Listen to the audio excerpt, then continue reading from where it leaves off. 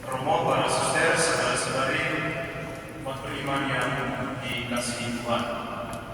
Hari ini kita bersama dengan Gereja Sejagat merayakan hari Minggu Palma, peristiwa di mana Yesus Tuhan kita masuk ke dalam kota Yerusalem. Jadi peristiwa Yesus masuk ke kota Yerusalem sebetulnya bukan hanya merupakan peristiwa bersejarah, peristiwa historis sungguh-sungguh terjadi. Tapi lebih dari itu, Yesus masuk ke kota Yerusalem merupakan peristiwa iman, peristiwa simbolis yang maknanya sesungguhnya sangat mendalam bagi kita.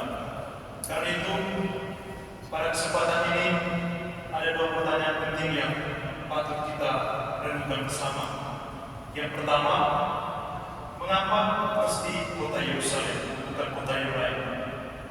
Mengapa mesti kota Yerusalem? Padahal pada zaman itu ada sekian banyak kota-kota lain yang juga tidak kalah tenar atau kalah terkenal dari kota Yerusalem. Tetapi mengapa mesti kota Yerusalem yang dimasuki oleh Tuhan kita Yesus Kristus? Kalau kita melihat misalnya secara sosial atau politik atau ekonomi, memang kota Yerusalem itu merupakan kota yang sangat penting pada waktu itu.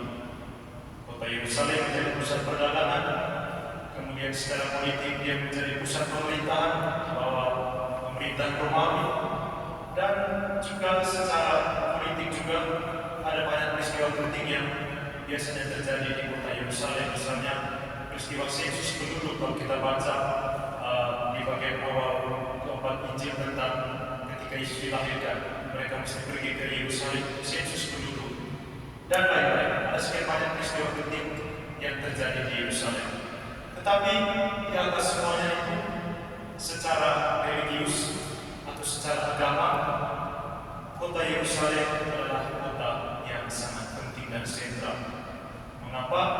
Karena hampir semua perayaan-perayaan besar dalam tradisi agama orang Yahudi semuanya terjadi di kota Yerusalem. Dan dalam iman kita, dalam tradisi orang Israel, di Yerusalem Tuhan sendiri berdiam. Di sana ada bait Allah, ada tabut perjanjian, dan karena itu termasuk bilang Tuhan berdiam di Sion, berdiam di Yerusalem. Karena itu pada hari ini ketika kita merayakan peristiwa Yesus masuk ke dalam kota Yerusalem, sesungguhnya peristiwa ini merupakan peristiwa simbolik dalam iman kita, di mana Yesus mau mengajak kita untuk kembali ke Yerusalem dalam tanda petik. Artinya apa? Artinya Yesus mau mengajak kita dalam hidup kita, sejauh-jauhnya kita melangkah, sejauh-jauhnya kita mengembara dalam hidup kita, jangan pernah lupa untuk kembali kepada Tuhan sebagai sumber kekuatan dalam hidup kita.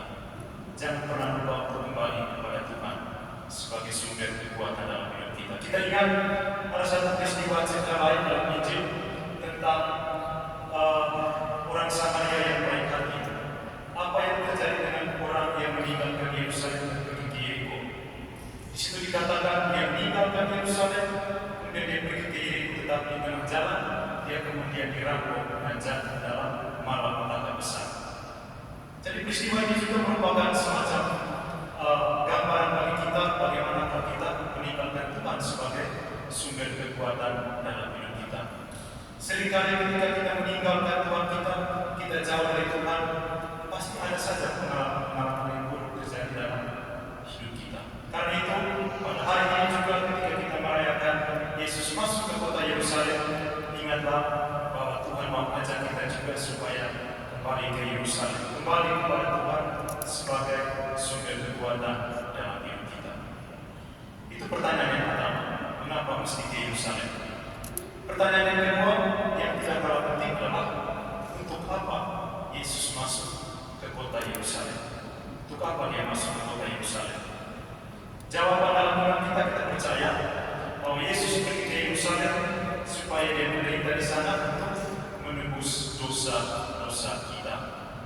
Dan kalau kita periksa dengan teliti teks tentang sengsara Yesus Kristus tadi yang panjang lebar itu, sebetulnya pada saat yang sama, memang teks itu cerita tentang sengsara dan penderitaan Yesus. Tetapi pada saat yang sama, kalau kita periksa baik-baik teks itu, sebetulnya di situ juga ditampilkan kepada kita tentang dosa-dosa yang kadang bahkan seringkali kita buat.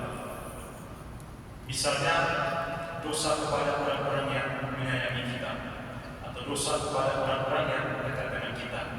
Itu kita bisa temukan dalam diri Yudas yang menjual Yesus. Kita bayangkan ciuman kepada Yesus atau tidak akan mencium yang menjadi simbol kedekatan kita dengan seseorang dalam sejarah agama kita itu menjadi simbol pengkhianatan. Jadi pengkhianatan atau dosa juga itu biasanya kita bisa kadang juga kita bisa menjadi korban dari tindakan pengkhianatan atau dosa-dosa dari orang-orang yang kita cinta. Kita juga akan bisa juga berdosa kepada orang-orang yang kita sayang. Sangat mungkin.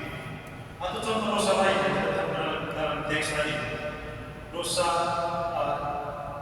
kurang bertanggung jawab atau tidak bertanggung jawab. Kita temukan dalam diri Pilatus. Dia tahu baik bahwa Yesus ini adalah orang yang benar dan orang yang saleh. Dia tahu bahwa Yesus tidak bersalah. Tetapi apa yang dia buat? Dia lepas, dia cuci tangan. Dia tidak mau bertanggung jawab. Padahal dia punya kuasa untuk menentukan. Kalau dia bilang seandainya waktu dia bilang dia membela Yesus, dia putuskan, dia gunakan kuasa, dia putuskan bilang jangan saya katakan karena dia adalah orang benar, maka orang akan taat kepada dia.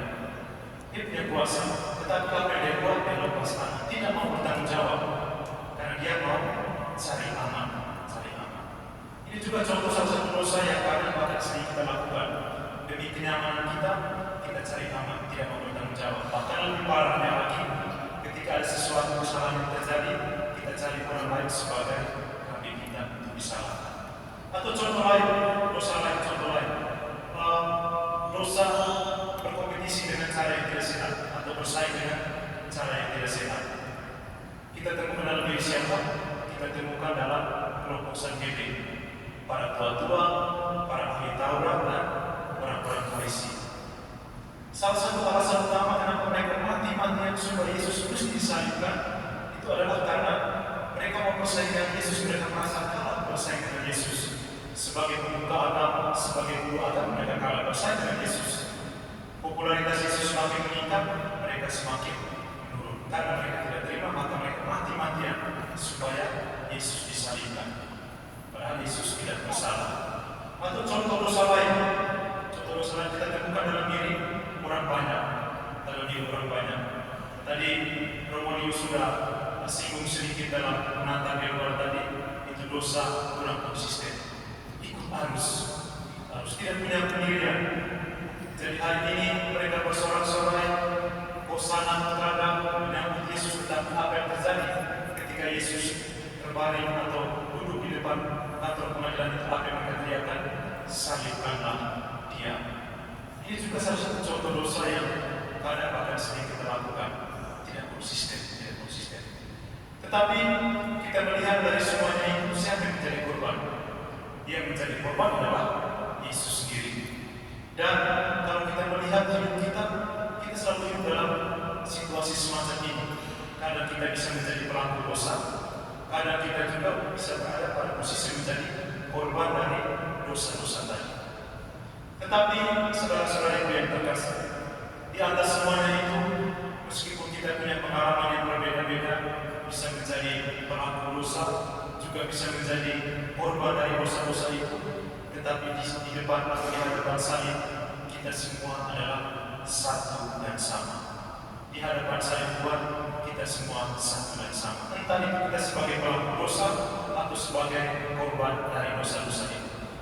Kalaupun kita sudah terlanjur menjadi pelaku dosa, salib adalah tempat di mana Tuhan selalu menantikan kita dengan tangan terbuka untuk kembali kepada Dia dan bertobat. Atau kalaupun kita bukan sebagai pelaku dosa, kalaupun kita sudah terlanjur menjadi korban dari dosa-dosa, juga salib menjadi tempat di mana Yesus dengan tangan terbuka selalu menantikan kita untuk menyembuhkan luka-luka kita. Karena itu, jangan lupa hal yang penting tadi, bahwa sejauh-jauhnya kita melangkah, jangan pernah lupa untuk kembali kepada Tuhan sebagai sumber kehidupan kita. Dan apapun pengalaman dalam hidup kita, selalu kembali kepada Tuhan, karena hanya pada Tuhanlah kita bisa memperoleh pengampunan dan kemudian luka-luka kita karena dosa-dosa kita bisa disembuhkan. Selamat memasuki pekan suci kita semua, dan semoga Tuhan memberkati kita sekalian.